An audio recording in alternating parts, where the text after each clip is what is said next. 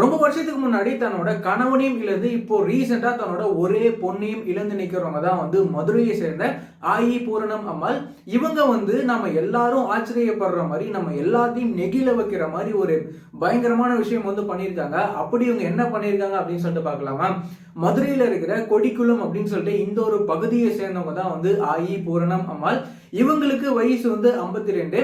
இவங்களோட கணவன் பாத்தீங்கன்னா 1991 அவங்க இறந்து போறாரு. அதுக்கப்புறமா இப்போ ரீசெண்டா தன்னோட ஒரே பொண்ணான ஜனனி இவங்களும் பாத்தீங்கன்னா இப்போ ரீசெண்டா இறந்து போயிருக்காங்க.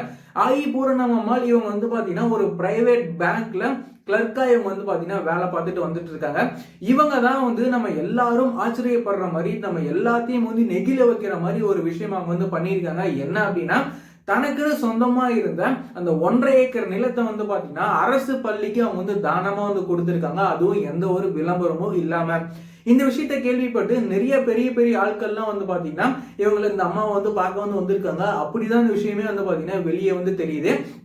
இவங்களோட இப்படி ஒரு நெகிழ வைக்கிற மாதிரி ஒரு சம்பவத்தை பார்த்துட்டு எல்லாரும் இவங்க பாத்தீங்கன்னா பாராட்டிட்டு வந்துட்டு இருக்காங்க. அது மட்டும் இல்லாம இவங்களோட இந்த ஒரு பெரிய செயலுக்காக நம்ம தமிழ்நாடு கவர்மெண்ட் பாத்தீங்கன்னா வர குடியரசு தின விழாவில் இவங்களுக்கு பாத்தீங்கன்னா ஒரு சிறப்பான விருதும் பாத்தீங்கன்னா தர போறாங்க.